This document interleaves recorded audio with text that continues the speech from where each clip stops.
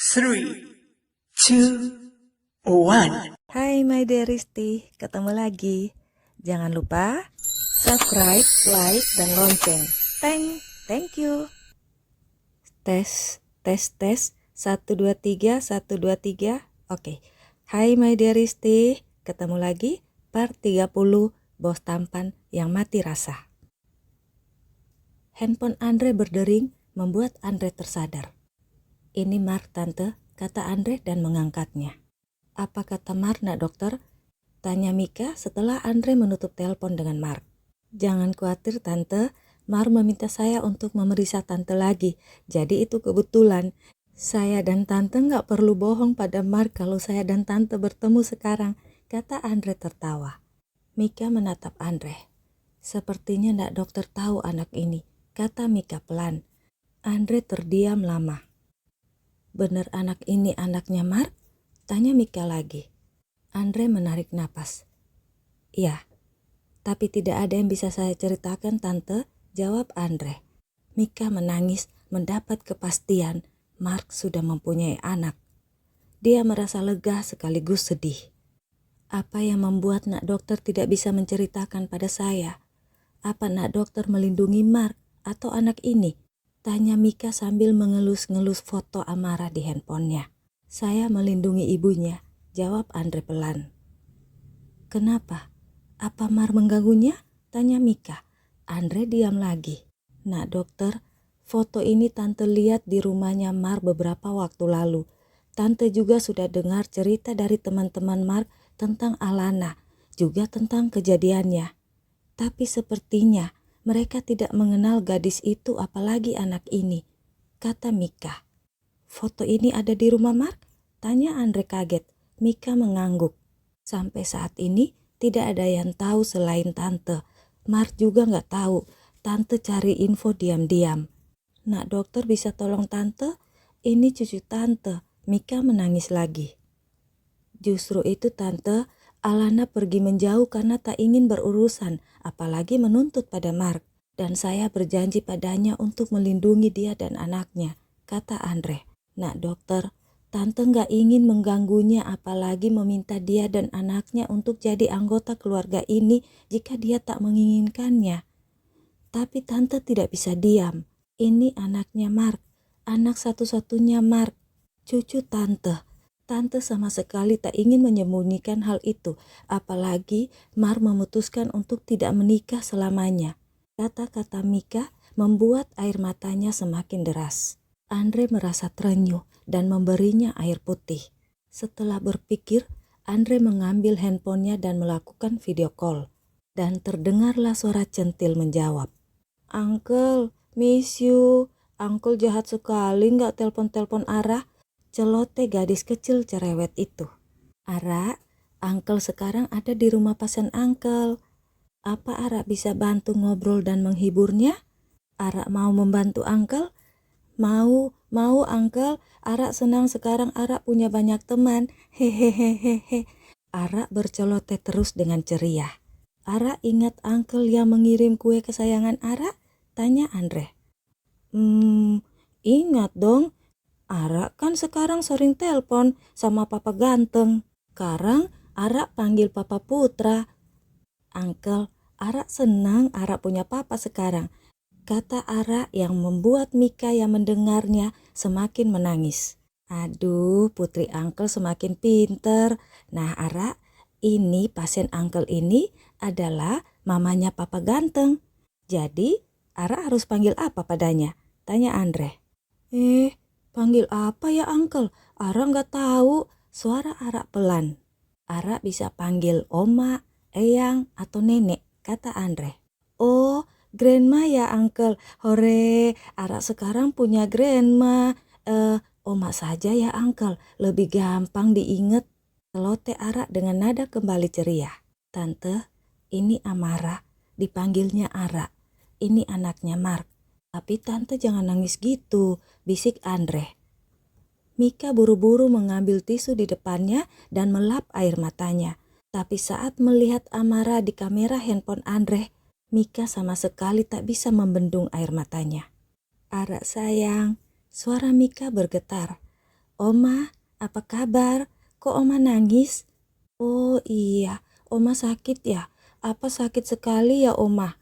Muka dan suara Ara berubah senduh. "Gak apa-apa anak cantik, cucu Oma. Oma seneng bisa lihat dan mengobrol dengan Ara. Oma pingin peluk. Ah, cucu Oma." Mika tambah menangis tapi bibirnya tersenyum. "Sini Oma, Ara peluk, peluk, peluk, peluk. Cup, cup Oma. Oma jangan nangis, kan Ara sudah peluk." Celoteh Ara. Andre membiarkan Oma dan cucu itu ngobrol. Andre membuka lemari es dan membuat sesuatu. Tak sampai 10 menit, Andre meletakkan cemilan yang dibuatnya itu di atas meja. Amara yang melihat cemilan itu langsung protes. "Uncle curang, itu kan kesukaan Ara."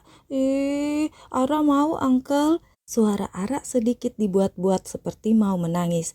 Andre dan Mika jadi tertawa. "Cucu Oma mau ke rumah ini, nanti kita makan sama-sama," kata Mika. "Jauh ya Oma," kata Mama. "Nanti Mama Ara kerja dulu cari uang, kan bayar pesawatnya mahal Oma." "Mahal kan Uncle? Uncle kan sering naik pesawat." Ara berceloteh terus. Mika menjadi gemes. Amara mirip sekali seperti Maya saat kecil. "Kan Papa Ganteng sudah janji, Papa Ganteng yang beliin tiket pesawatnya," kata Andre. Iya, Ara seneng. Ara punya banyak uncle, punya Papa Ganteng. Papa Putra uncle. Papa Ganteng marah, harus panggilnya Papa Putra. Sekarang Ara punya oma juga, asik. Ara lompat-lompat, lalu terlihat ada nininya, pengasuhnya. Video call itu terputus. Apa itu penjaganya? Apa penjaganya itu melarang Ara teleponan? Tanya Mika dengan nada cemas. "Bukan Tante, penjaganya tidak melarang, tapi Ara selalu mematikan telepon kalau ada pengasuhnya itu, supaya pengasuhnya itu tidak melapor pada mamanya," jelas Andre. "Oh gitu, apa Mark sering video call dengan anaknya?" Tanya Mika lagi. "Mungkin Tante, karena Mark punya nomornya Ara. Foto di Tante itu sepertinya foto Ara saat Mar video call pertama kali dengan Ara," kata Andre lagi. "Anak itu terlihat sangat cantik dan pintar, juga baik hati. Oh, Tante senang sekali nak dokter." Ini siapa yang buat?" Tanya Mika baru tersadar. "Tadi saya yang buat Tante, maaf saya nggak izin dulu, tapi enak kan?" kata Andre. "Ini enak sekali, apalagi cucu Oma menyukainya nak dokter." Mika sangat senang, dia merasa dia benar-benar sudah sembuh sekarang. Tante sudah janji tidak mengganggu Ara dan mamanya. Kasihan mereka," kata Andre. "Bisa nak dokter cerita pada Tante kenapa mereka berdua bersembunyi dari kami?" "Sepertinya nak dokter lebih tahu banyak," kata Mika. Andre lalu menceritakannya. "Gadis itu, dia pasti gadis yang baik. Ah, kenapa Tante baru tahu sekarang nak dokter?" "Jadi, keluarganya juga belum tahu kalau gadis itu punya anak?" tanya Mika. Andre mengangguk. "Dia pasti kesulitan. Tante tidak bisa bayangkan di sana dia sendirian mengurus anaknya. Awas nanti si Mar kalau dia main-main dengan wanita lain lagi. Kalau perlu, Tante gak mau menganggap dia sebagai anak lagi." Suara Mika terdengar penuh ancaman. Andre tersenyum. "Mar belum lama tahu Tante, dia mencari Alana selama ini tapi buntu," kata Andre. "Mar mencarinya? Jadi benar Mar mencari mereka. Tante pikir 4 temannya itu bohong," kata Mika terkejut. "Iya Tante, Mar mencarinya, tapi bukan untuk menikahinya. Mar merasa bersalah, ingin minta maaf, ingin bertanggung jawab, ingin memberi uang pada gadis itu dan keluarganya," kata Mark. "Walaupun dia playboy dan sering gonta-ganti wanita, tapi gadis itu satu-satunya yang masih perawan yang ditiduri oleh Mark. Itu sebabnya Mark merasa sangat bersalah. Telah mengetahui anaknya, Mark juga ingin mengambilnya, tapi saya yang melarang." "Bukan apa-apa Tante, saya nggak punya hak sama sekali untuk melarang Mark, apalagi melarang Tante. Tapi bisa-bisa Alana dan Amara menghilang lagi," kata Andre. Mika mengangguk mengerti. "Walau mereka tidak menikah, tidak resmi, tapi cucu Oma itu akan mendapat hak yang sama seperti cucu-cucu yang lain, kata Mika tegas. Sepertinya Mar sudah melakukannya, Tante, tapi saya sangat yakin, Tante, kalau Alana akan menolaknya, kata Andre. Jelas itu, gadis itu pasti menolaknya. Kalau dia mau harta, pasti dia sudah menuntut saat dia hamil. Gumam Mika dengan nada agak menyesal. Nak dokter, apa Tante bisa minta foto menantu Tante itu? Suara Mika memelas. Andre tertawa mendengar Alana dipanggil menantu. Andre sama sekali tak bisa membayangkan bagaimana mimik Alana mendengarnya. Andre lalu menunjukkan fotonya bersama Alana dan Amara saat terakhir Andre ke Amerika. Aduh, menantuku sudah cantik baik hati pula. Oh iya nak dokter, nanti anterin Tante ketemu besan ya. Dan Andre hanya bisa menarik napas. Dia tidak bisa melarang dan menghentikan ibunya Mark sekarang. Alana pasti akan membunuhnya lagi berulang kali. Dia akan mati, hidup lagi, mati, hidup lagi, dibunuh Alana berkali-kali.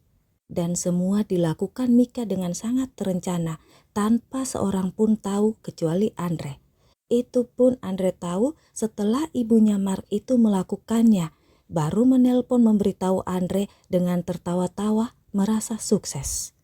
Andre merasa dia benar-benar tak bisa menyelamatkan jantungnya sendiri walau dia dokter. Dia sering jantungan dibuat oleh ibunya Mark itu. Dan dia akan jadi satu-satunya dokter yang mati karena jantungan. Tapi Mika, ibunya Mark itu tidak bisa jadi tersangka. Bye-bye my dear Risti. Mwah. Tell me something girl, are you happy in this modern world? Or you need